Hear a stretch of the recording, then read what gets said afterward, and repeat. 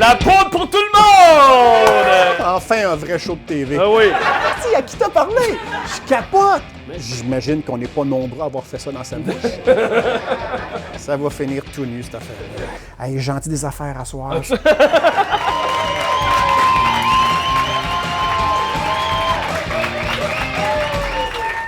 Eh oui, oui! Mesdames, messieurs, bienvenue à Pas de temps à perdre. Aujourd'hui, mon invité, c'est un humoriste. Il n'y a pas besoin de présentation. Mesdames, messieurs, faites du bruit, François Morancy!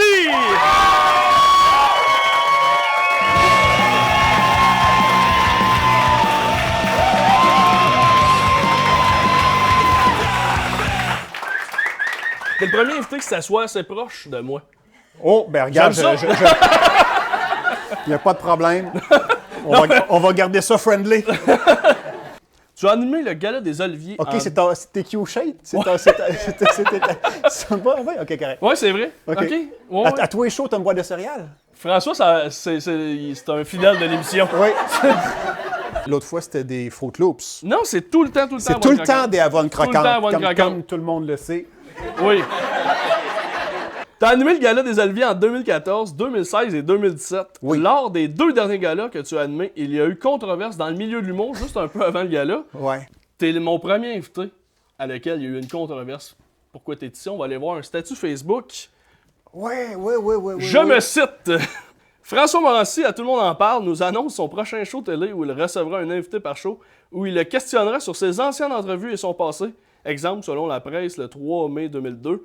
Tu as dit, je te cite, mais quel beau concept. Je me demande bien où il a pris ça. Là, moi, dans ma tête, t'avais copié mon concept, mais t'es quand même ici. Pourquoi, François, t'as accepté de venir ici? Écoute, je m'en allais vers les fields, je me suis trompé de sortie. Non, la vraie raison, c'est que ça, il y a une de tes amies qui m'a tagué sur ma page Facebook. Là, je vois ça. Là, je fais, attends un peu, qu'est-ce que c'est ça? Fait que là, j'appelle ma gang de mon émission, ouvrez les guillemets, le producteur, le writer. Je dis, hey, checkez ça, c'est qui ce gars-là? On est-tu en train de fucker son affaire? Je suis hyper sensible, moi, à ça, les idées et la propriété intellectuelle. Puis on dit, non, ça n'a pas rapport, c'est une autre affaire différente. Fait que là, je t'ai écrit, là, on s'est parlé, puis je t'ai calmé. Je t'ai rassuré. Tu as écouté le show, c'était correct. Puis j'ai dit, by the way, si tu veux, je vais aller à ton show. Parce que Puis tu m'as dit, tu viendras au mien. C'est ça? Et ça, les maudits cellulaires, ça coupe tout le temps. Hein? Je l'ai perdu, ce bout-là. Mais by the way, je vois que tu as fait une faute d'orthographe. Ah, j'en ai fait plein! Tu as écrit son prochain show, S-O-N-T. Fait que moi, je quitte cette salle. C'était François Morancy. Ah, ben, attends, Ah ben! je m'en aller de vrai. Oh! C'est le temps qu'on boit de l'alcool. Oui, mais justement, François, tu m'as spoté, là. Je pense que tu as lu mes notes. Tu connais l'émission, François, plus que tu le penses? Lors de la première version du podcast de Mike Ward, tu étais invité avec Eddie King. Tu dis que tu as été barman et que quand tu étais étudiant, tu ajoutes que l'alcool et toi, vous n'avez jamais été bons amis. Pour toi, François, on ne boira pas d'alcool. J'ai amené de la poudre pour tout le monde! Oh yes, mon Frank! Oh ouais, it's fun! Ouais. Enfin, un vrai show de TV. Ah oui! Ça va finir tout nu, cette affaire-là. C'était pas ça que tu voulais? OK, François, ça, on peut servir ça. Je pense qu'on va servir le Surtout vino. que c'est de la farine, on le voit à l'œil. Je suis pas dans GRC, mais juste de même. Là. Ouais, mais comment ça, tu différencies ça? Toi, moi, j'aurais pas différencié. Et j'ai des amis douteux. Ouais. Bon, on te demandera pas lesquels. Ils sont pas connus. Ils sont pas connus. Non, ils sont pas connus. Bon, ils saluent d'abord. Oui, salut, monsieur. Salut, Pat. Non, mais dans ma gang d'enfance... Enfin, ça faisait bien de la poudre. Ouais, ben honnêtement, pas bien de la poudre, là, mais il y avait des substances. Là. Ouais. Mais l'alcool, je disais, c'est pas quelque chose Ce qui est arrivé, c'est que moi, je me mettais avec des gars plus vieux que moi, puis on allait croiser les filles d'un bar de 16 ans jusqu'à mi-vingtaine. Mi-vingtaine, je deviens barman. Fait que là, je suis encore d'un bar. Je commence à faire de l'humour au même moment. Tu joues, quand tu n'es pas connu, d'un bar. Fait que de 16 ans à 35 ans, j'ai été d'un bar à temps plein ou presque. Puis à un moment donné, là, j'étais comme à côté sur l'alcool, tout ce qu'il y avait à faire, je l'ai fait. J'ai tout goûté les mix. J'ai tout vomi de tous les orifices possibles. De toi, les orifices oui, possibles. c'est les oreilles, les narines, tout. Puis à m'emmener, l'alcool, c'est comme j'ai eu OK, c'est assez, là, tu sais. OK. Fait que Bon, c'est ça. ben... Mais je suis capable d'y goûter puis OK, de bon. pas partir une bataille, tu sais. Ben oui. Pas de suite, François? Non, on va attendre d'être tout nu. Ouais. Ça, c'est une commandite, il faudrait dire qu'il est bon, hein. Dans le troisième de tes shows, Oui. t'avais un numéro où tu contais une histoire, et c'était le petit chaperon rouge. Exact. Et tu lisais des phrases du public Exact. que le public venait écrire. À l'entracte. Je me suis dit, on va jouer. J'ai écrit des répliques que toi t'as dit dans tes numéros à toi ou dans des entrevues. Excellent. J'ai mis ça dans une boîte, puis au feeling, si mettons on reparle de poudre puis ça te tente pas d'en parler, c'est tu ça, fais correct. ça, OK. puis t'as des répliques puis t'as sauvé. Parfait. La première fois que t'as fait de la scène, ça s'est passé dans un hôtel, puis ta loge, c'était une chambre qui servait aussi pour un pocher. Est-ce que tu t'ennuyais de ta job des égouts à Québec, à ce moment-là? Non, parce que malgré tout, quand j'ai commencé à faire des shows puis c'était tout croche, j'avais quand même du fun. Parce qu'aujourd'hui, la différence, je te dirais, entre commencer en humour dans mon temps puis maintenant, c'est que aujourd'hui, c'est des soirées d'humour. Les gens vont là, ils savent ce qu'ils vont voir, c'est un show d'humour, ils payent, ils écoutent, ils sont attentifs. C'est rare, tu as du monde qui crie puis qui bug dans des soirées d'humour. C'est bien, bien rare. Dans le temps, on faisait des bars, c'est-à-dire que c'est des endroits, des discothèques ou des places où le monde joue au pool ou à la machine à poker. Puis là, le propriétaire, il dit « Ah, l'humour, ça commence à marcher, ça. On fait une soirée d'humour. » Fait que là, le monde, ça comme pas vraiment... Il n'y a pas vraiment de stage, il n'y a pas vraiment d'éclairage. T'es comme sur la piste de danse, t'as un micro, puis là, il arrête la musique, puis il y a maintenant de l'humour. Là, le monde, c'est ça, what the fuck, le gars, il joue au pool, ta gueule, tu sais, là. Fait que c'était des conditions, c'était la jungle. Honnêtement, on a appris à avoir un sens de la répartie. Quand je dis on, je parle de ma génération à moi, tu sais, Anctil, Martin Petit, Huard, ce gang-là. Fallait que tu décoches vite parce que c'était des conditions épouvantables. Mais malgré ça, c'était le fun. Ce soir-là, je me rappelle, c'était dans un hôtel, puis la chambre qui me servait de loge, les employés venaient faire de la coke ou fumer des joints avant. Puis, il m'en donnait pas, hein.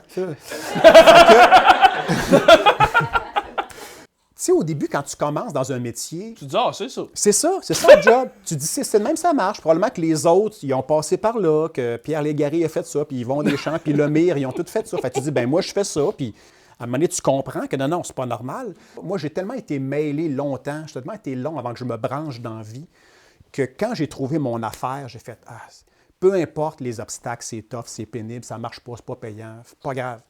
Une fois que je l'ai eu, OK, il y a un pusher dans la loge. Ben oui, OK, correct. Ça. C'était-tu ta pire loge ou...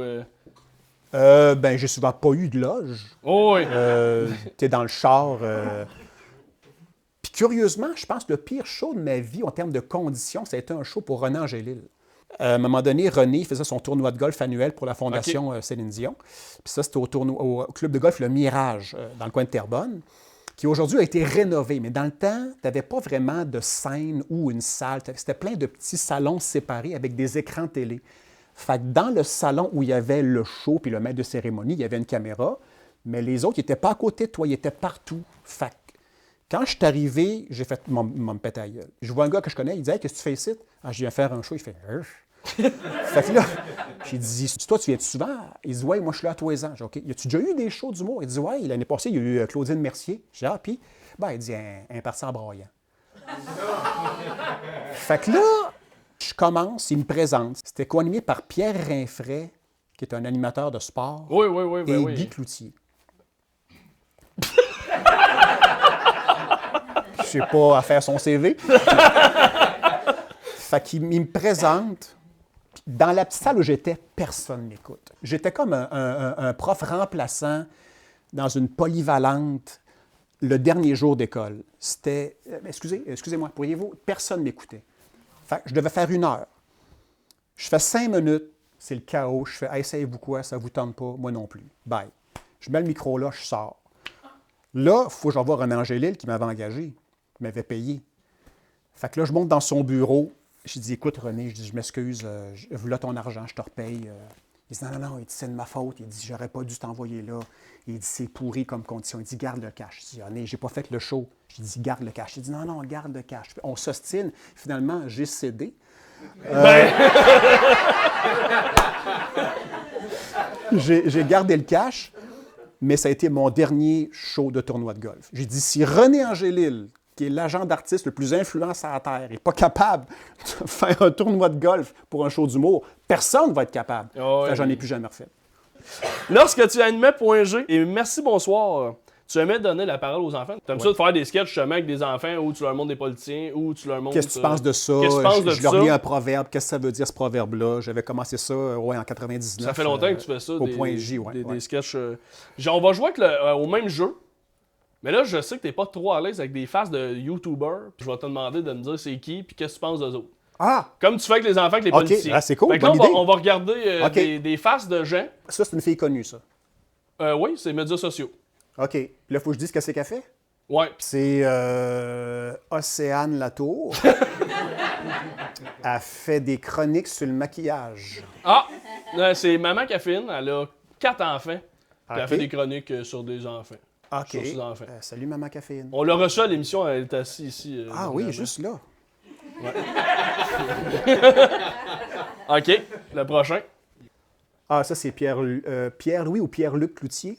Oui, c'est ça. C'est ça? Oui, c'est bon. Oui. Ben lui, c'est un des plus célèbres YouTubers. ben oui. Ça, je pense que c'est comme le king du Québec à Stéphane. Oui, au Québec. Oui. Je ne peux pas dire qu'est-ce qu'il fait dans ses chroniques, mais je sais qu'il fait ça. Il a écrit un livre aussi. Ouais.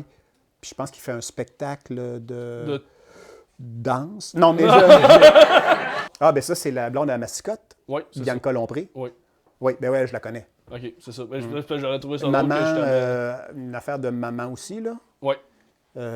Jadette puis ça fait mal, une affaire de même. Non?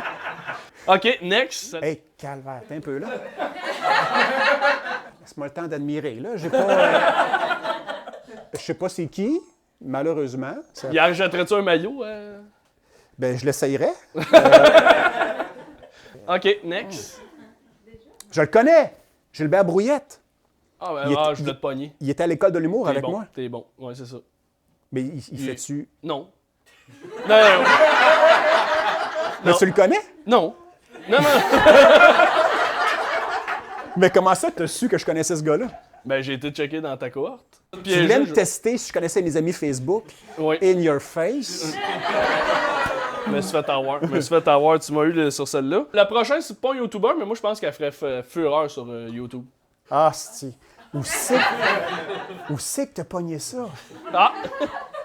Fuck! Je peux te surprendre, moi aussi. OK, je vais expliquer. Mais ça, c'est moi en passant. Dans le pilote d'Ouvrir les guillemets, on avait un feature qu'on a enlevé, visiblement. On prenait un vieux Vox Pop des années 60, mettons. Puis moi, puis les collabos, on se déguisait, puis on s'intégrait dans le Vox Pop pour mettre des niaiseries à travers les vrais témoignages. OK. Mais je suis vraiment curieux de savoir comment tu as eu ça. Ah, c'est Jean-Michel Anctil. J'ai ton Facebook, moi aussi. Non, c'est pas sur Facebook, ça. c'est Impossible. ça. Non, je sais. C'est Anctil, hein? Je dévoile pas mes Plein de sources. merde. esti. Je suis sûr que c'est le travesti Anctil. là, esti. Asti, que j'en dois une. On leur sortira peut-être à l'émission. Tu pourrais te... Ah ben, appelle-moi, j'ai des photos. Ouais, Mais t'as quand même fini par le Frencher. On va aller voir des photos. Ouais, ça, c'est le bout moins le fun. Ça, c'est des années, là. Tu sais, je commençais, je faisais mes premiers galas. J'étais rentré au Midi Fou à C'est quoi. J'animais des soirées d'humour au Café Campus. Je faisais juste pour rire dehors. Tu sais, ça c'est des années, là. J'oublierai jamais ces années-là. C'était vraiment hot. T'as des belles années pour Ah, toi. tu sais, j'ai eu plein de belles années, puis j'ai des belles années, puis je suis heureux, puis ça va bien. Mais on dirait le début, tu l'oublies jamais, là, tu sais. Ces années-là, c'était, je sais pas, il y avait de quoi de bien spécial. On vit Je suis une quasiment émotion, ému. là. On veut une émotion. On veut une émotion. Dans ta minute. On va ressortir la poudre. Lors de l'émission Un gars le soir, t'as été pour 2 ou 3 épisodes de Monsieur Moustache. Oui! T'étais dans le public, t'as envoyé chez tout le monde. À Midi Morancy, t'avais un personnage nommé Jacques qui critiquait toujours les concours. Oui, T'étais oui. comme en dehors du micro, puis là, tu Oui. faisais comme Oui. c'est de la merde le Oui, concours, oui, tu sais. oui. Puis ça a l'air qu'en meeting, tu parles souvent d'un personnage, le désagréable Keith. Esti, à qui t'as parlé? Je capote! Ma question, je voulais savoir à quel point ces personnages-là sont proches de la réalité. 2, 3 affaires. À Un gars le soir, c'est Michel Sigouin qui est un writer. Il dit, on a eu un flash. Ils dit, on voudrait mettre un gars dans la foule, ce serait toi, avec une fausse moustache, t'es miké, puis t'as pas de texte, puis t'embarques quand tu veux. Si tu veux rire de Jeff, c'est correct. Si tu veux rire de l'invité, si tu veux chialer sur quelque chose, je dis, oui, c'est sûr. T'es-tu payé pour faire ça? Le minimum, là, Oh, tu sais, le 200$ que tu as quand tu vas en TV. Là. Tabarnak, qu'est-ce que c'est? On a pas ça ici. Ouais. Quoi? Mes vrais bons amis dans la vie, là, ceux de qui je suis vraiment le plus proche, on a comme un running gag qu'on s'insulte.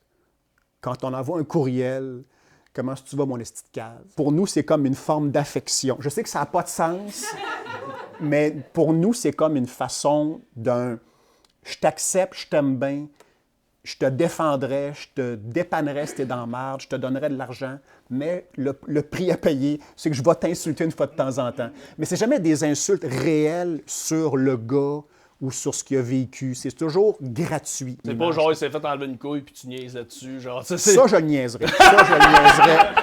Vous aimez ça par courriel? Oui, dans les courriels qu'on s'envoie, c'est épouvantable. D'ailleurs, quand j'ai eu 40 ans, ils m'ont fait un surprise party et mes techniciens, Pierre Prince, il était, je pense, 10 qui sont allés lire devant mes parents puis ma blonde de l'époque, que je connaissais depuis un mois, des courriels que j'ai envoyés qui sont tellement élevés, amical, mais élevé pour quelqu'un qui ne le sait pas, là, tu sais, ma blonde était là, mais t'es qui, toi, tu sais? C'est pour ça que c'est ta blonde de l'époque. Oui, de l'époque.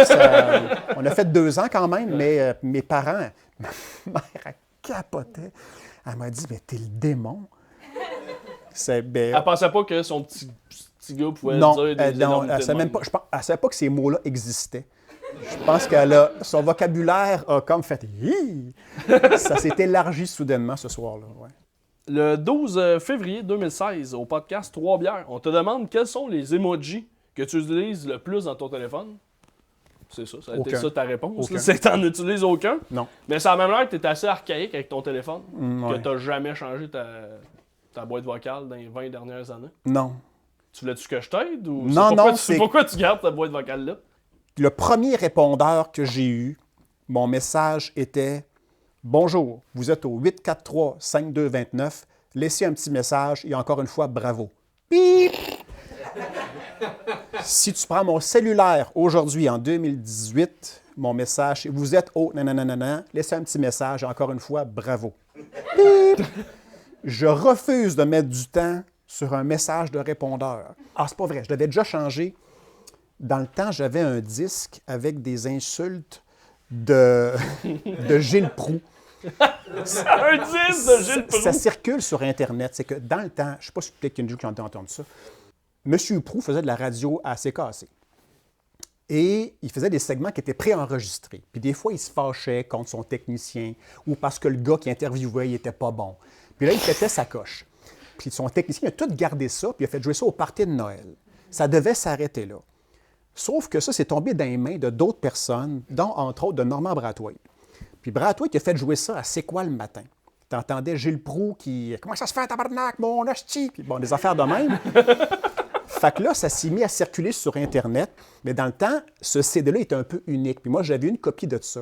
Fait que sur mon répondeur, je disais « Bonjour, vous êtes à tel numéro, et maintenant, voici Gilles Proulx. » Puis il disait « Pas donc chier, mon tabarnak! » Puis le monde, hein, je sais que.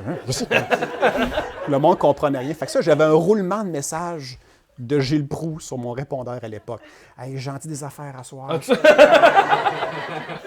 As-tu perdu des contrats à cause de ça? Pas pantoute. Non, il y a du monde qui appelait. Ah, pour pogner la boîte vocale? J'entendais juste ha ha ha, clic. C'est du monde qui se faisait dire hey, appelle le répondeur à Morancy. Du monde que je connaissais pas, tu sais. Puis là, des fois, j'arrivais chez nous, j'avais 22 messages de ha ha ha, clic. C'était juste ça, des gens qui appelaient juste pour entendre du Gilles Proulx qui se fâche. Mais M. Proulx, il est très gentil. Je veux le dire, ça n'a pas rapport. Oh, oui. Ouais. Le 14 mars 2017, à la presse.ca, on te parle de livres et tu dis « Je lis toujours 2 livres en même temps. Oui. Il y a toujours 2 livres sur ma table de chevet. Oui. Mais j'ai une question en 2 volets. Sais-tu tes 2 livres à toi? Non. Parce que ça serait... Très drôle, c'est pas ça, non. Et 2, si ta table de chevet est capable de soutenir 2 livres, François Morancy, qui s'entraîne beaucoup, capable de bencher combien de livres, lui? Le plus que j'ai benché dans ma vie, je pense, c'est 2,50. OK, parce que d'après moi, t'es plus capable de bencher 250, on va aller voir un extrait. Ah! Brathwaite, il pèse bien plus que 2,50. En plus, c'est 2,50 mou. Hey boy, ce numéro-là, ça n'avait pas de sens. 2007, je pense, 2008, l'échappé, Steve. Steve, je l'ai échappé. C'est parce que Brathwaite, il était supposé faire tadam. Là, pour une raison que j'ignore, il a fait talent vers en avant. Mais là, c'est comme de la pâte à modeler, cette affaire-là. J'ai failli me planter en bas du stage. Ça, c'était évidemment pas prévu. Je n'avais pas prévu me planter. Puis le lendemain, tout le monde ne me parlait que de ça. Tu passes 3 mois à écrire un gala, puis « Hey, t'es tombé! Hein? » Ouais, c'était au gala artiste, ça. Gala artiste, je l'ai animé 3 fois. C'était la première année que je l'ai faite, ouais. Mais c'est pour ça que t'en as engagé, ils ont dit hey, ça va être bien trop payant. Ouais, c'est ça. Ouais, lui, il échappe quelqu'un. Fait que tous les années, on sait pas qui il va échapper. Fait que je suis content parce que t'as dit que tu benchais 250, visiblement. C'était les belles années. C'était... Tu m'as menti, François, ça m'a déçu. J'aimerais ça qu'on peut-être on recommence. On a un embrun bratoire qui arrive, mesdames et messieurs. Non, c'est pas vrai. Ouais, parce que normalement... Hey, j'y ai quasiment cru. Hein. Non, mais à date, sérieux, Non, mais je le disais, je vais le dire pour tes caméras, pendant qu'ils se placent, à quel point ta recherche est hot. Parce qu'une des raisons pour lesquelles je fais moins d'entrevues, parce que quand tu fais un talk show, tu as genre 8 minutes. Une entrevue, là, c'est 8 minutes. Là, il faut que tu fasses tout. Il faut que tu plugues whatever que tu as à plugger, ton show, ton émission, ton livre. Ils veulent que tu punches, que ce soit drôle. Ils veulent un scoop sur quelque chose, ta famille, ton enfant, ton frère, ta sœur. Puis souvent, on te reproche de dire les mêmes affaires en entrevue. C'est parce que tu me poses les mêmes questions que l'autre avant. Ma réponse ne va pas changer. Si tu me demandes, t'es né à Québec, je te dirais non, je suis né à Shawinigan. Non, Clis, je suis né à Québec. Je vais toujours être né à Québec. Mais je l'ai dit à ta gang, c'est de loin la recherche la plus approfondie de shows de télé. Il y a des affaires là-dedans. Personne m'a demandé ça en entrevue. Personne. Fait que chapeau, mon gars. Ça fait plaisir.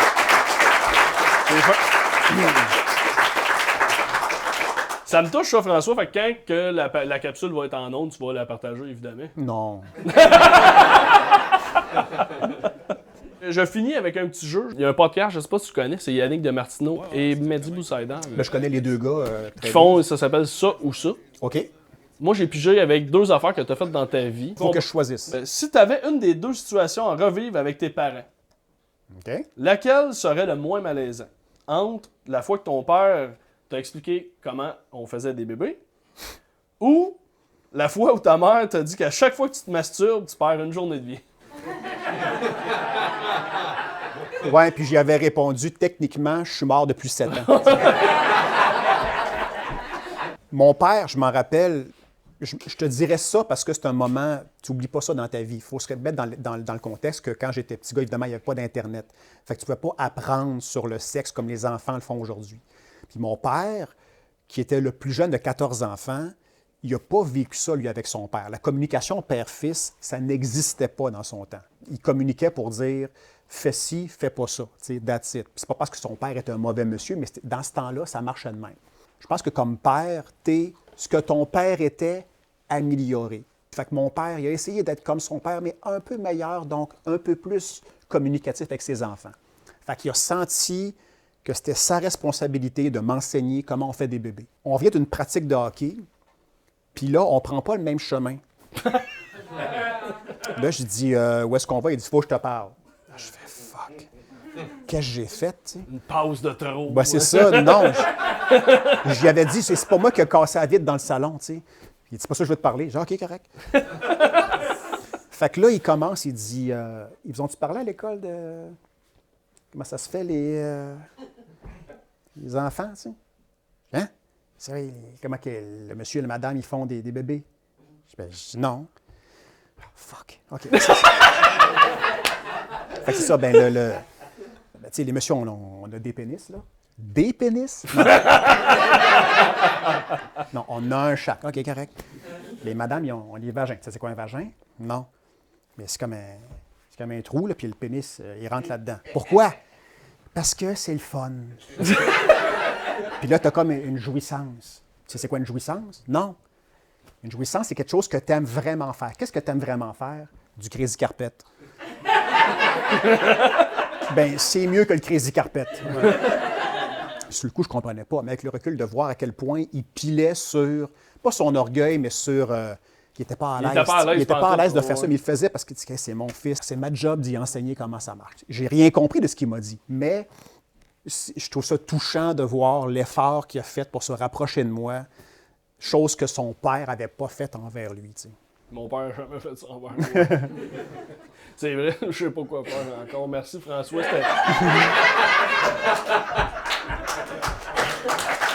Tu n'auras pas de mauvaise surprise. T'as comme fait la job que mon père n'a pas faite. Exact, exact. Ça fait plaisir, mon fils. Oh, papa! T'aurais éliminé la masturbation de ta mère, c'est un bon choix. Moi aussi, c'est pas la masturbation de ma mère. Juste préciser. Non, c'est peut-être dit, mais t'aurais effacé ça de ta mémoire. Non, c'est parce que cette histoire-là, qui est aussi une histoire dans mon livre, c'est que ma mère, moi, mon éveil sexuel s'est fait, j'écoutais une émission qui s'appelait La Femme Bionique. Et ça durait 1 heure. J'écoutais La Femme Bionique, ma mère était là, puis elle tricotait. Puis Lindsay Wagner, La Femme Bionique, je la trouvais de mon goût, tu sais. Cet épisode-là était en jambes. Moi, j'aime les jambes des filles. Bon, je le dis. Fait que là, puis là, qu'est-ce que c'est ça, tu sais? Puis là, mon cousin m'avait enseigné à m'auto-satisfaire, tu sais. Il m'avait dit, expliquer comment... OK, ouais, expliquer. Oui, expliquer. Non, il ne m'avait pas enseigné, là. Fait que là, on commence l'émission, puis il y a une pause. Fait que je vais dans la chambre. Je reviens. Là, l'émission continue. Il y a une autre pause. Hey! T'as 12 ans, mon gars, t'es de béton aux 10 minutes. Je retourne dans la chambre, Je reviens, ma mère, elle fait, ça va? Je dis, oui, ça va. Ça va. 3e pause. On retourne dans la chambre. Je reviens. Là, elle sait qu'est-ce qui se passe. T'sais, ma mère me regarde. Mais, elle dit rien, mais elle me regarde. 4e pause. Fuck it, je retourne. Fait 4 fois en 1 heure. C'était les belles années. T'as le choix d'effacer de ta mémoire la fois où t'as mis ton doigt dans la bouche de Fabienne Larouche. Mais faut aussi que t'effaces de ta mémoire la fois où t'as fait la première partie de Céline Dion. Le fais-tu? Ah non, ni l'un ni l'autre. Non, c'est 2 événements extraordinaires. Mais Céline Dion, on peut peut-être t'expliquer que c'était au Centre Molson dans le temps, c'était en 96. 3 soirs au Centre Molson, bien plein. J'avais la chienne. Je commençais à être connu, mais pas tant. J'étais encore dans relève.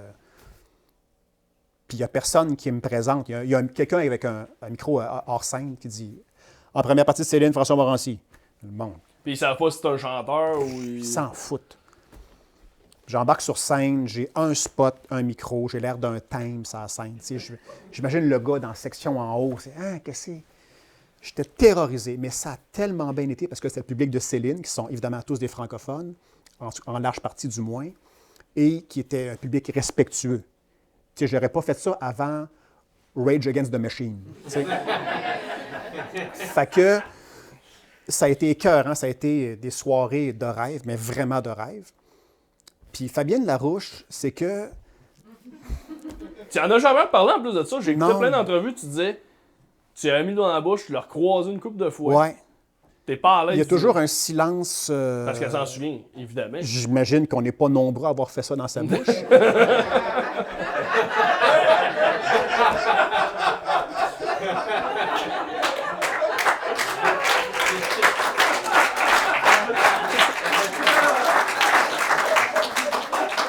L'histoire. Je suis au Centre Bell, je vais voir une game de hockey. C'est le premier match local. Ils font toujours ce qu'ils appellent un tapis bleu. Donc, ils invitent un paquet de gens de la télé, des médias. Puis, ils font genre un tapis rouge, mais un tapis bleu pour Bell puis le Canadien. Et là, ça retarde la rentrée pour voir le match. Fait que là, à un moment donné, c'est comme, OK, go, le game commence, let's go tout le monde. Fait qu'ils nous rendent des ascenseurs. Mon gars, c'est comme le métro au Japon. Ils nous bourrent là-dedans. Moi, je m'en vais peser pour aller à mon étage. Mais là, il y a une madame qui fait ça dans les ascenseurs au Centre Bell. Il y a vraiment une préposée qui est assise avec un petit siège, puis c'est elle qui gère le trafic pour pas qu'il y ait de confusion. Je sais pas, en tout cas. Fait que là, moi, je m'enligne pour pesé sur mon étage. Puis là, à la dernière seconde, là, je vois la fille qui a dit non, c'est beau. Fait que là, je bifurque. Mais on est tellement squeezé que, tu sais, j'ai pas vraiment de jeu. Fait que là, elle est en avant de moi, Fabien, fait que là, ça fait...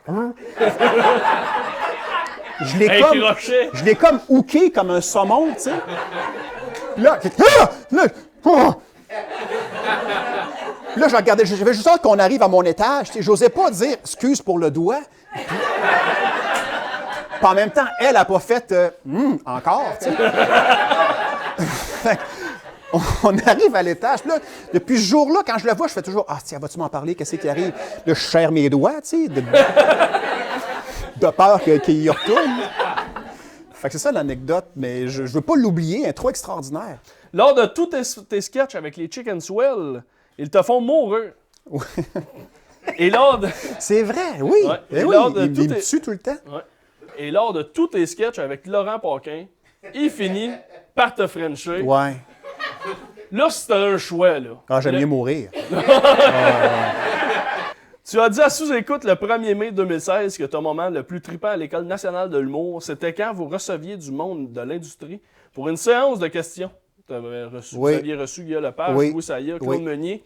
Pour des jeunes coqs, là, c'était Jésus qui rentre dans la pièce. C'est toi qui disais ça. Oui. Pierre Prince dit au podcast à Vancouver, il était à côté de toi, il dit « À cette heure, ça serait comme un peu toi. » Tu sais, qui s'est allé à l'École nationale de l'humour. Il fait le comparatif. OK. Puis c'est justement, t'as fait la face « Ah, ouais. » T'as fait la même face un peu, genre, comme... Ma question, t'as 4 one-man shots à ton actif, t'as fait la première partie de Céline Dion, t'as animé des shows télé, t'as 6 Olivier. Pourquoi ça a l'air dur pour toi d'assumer que tu as un exemple à cette heure pour les plus jeunes? Parce que je pense jamais à ça. Chaque fois que je vais, mettons, roder du stock au bordel puis qu'il y a du monde de la relève qui sont là, je comprends que je suis plus dans la relève, tu sais. Puis je comprends qu'il y a une génération... puis même, puis 2, puis 3, puis 4 qui me séparent d'eux autres. Mais à quelque part, quand tu fais ce job-là, pour moi, c'est important que tu te sentes toujours à quelque part comme une recrue. Il faut toujours que tu sentes que ça peut arrêter de même. Puis c'est toujours de même que je me sens. Tous les grands artistes que j'admire, qui ont eu des longues carrières, tu sais, Tony Bennett, le chanteur, qui a 80 je sais pas quoi, qui chante, il dit, moi, il dit, Jean-Marc sur scène, je suis encore nerveux. Il est monté sur scène genre 20 000 fois. Il chante les mêmes tunes qu'il chantait. C'est pas comme genre, oh, je me demande si Fly Me to the Moon va marcher à soir. Il sait qu'elle marche, tu sais. Mais il y a quand même la chienne. Puis il a dit exactement ça. J'ai fait, ah, OK, je suis pas tout seul. Tu sais, j'ai confiance en mes moyens. Puis je sais que je livre. Mais à chaque show, même quand c'est la 182e représentation, il y a toujours un petit doute. Ils ne sont pas gagnés. Mes prochains projets, donc ouvrez les guillemets, puis ma série télé, pour moi, ça, c'est aussi important que mon premier numéro que j'ai fait à l'École de l'humour. Jamais je me dis « Ah, si ça ne marche pas, ce projet-là, c'est pas grave, regarde tout ce que j'ai fait. » Jamais je pense de même. Ça ne me traverse même pas l'esprit, pas 2 secondes. Regarde, je vais prendre toi un exemple. Man, tu es sur le câble, tu es sur le web. Tu as mis 40 heures de job pour une entrevue. Pourquoi moi, qui est à Radio-Canada, je mettrais moins que ça pour un vrai show? Ça n'a pas de sens. Un vrai show. Non, mais tu comprends mon point. Tu comprends mon point? Tu sais, la glace, là, elle contient un maximum de joueurs. Là. Il y en a une maudite gang des estrades qui ont juste hâte qu'il y en ait un qui se blesse pour prendre la place. Tu sais. Fait que le jour où tu arrêtes de travailler tes affaires, oublie ça, il y en a un autre qui va arriver. Il y a tellement de bon monde dans relève, talentueux, original. Le jour où tu fais « Ah non, moi... je suis un tel. » Fuck that, man. You're gone. C'était François Morancy. Hey! Pour moi, de t'en savoir ici. C'était une belle preuve d'amour. Tu viennes, même quand je t'avais picassé sur Facebook. Fait que pour moi, c'était une belle preuve d'avoir quelqu'un, un vétéran pour moi, qui est venu s'asseoir sur mes duvets. Merci beaucoup. Et François. finissons ça sur une phrase qui a du sens. Parce que là, on est trop sérieux. Pour finir sur une niaiserie. Oh boy, ça n'a pas de sens que ça soit. Ah, c'est bon, hein? Techniquement, le show est fini. Mais quand la foule est hot, je reste puis je fais des bonus. Malheureusement, c'est pas votre cas. Bonne fin de soirée.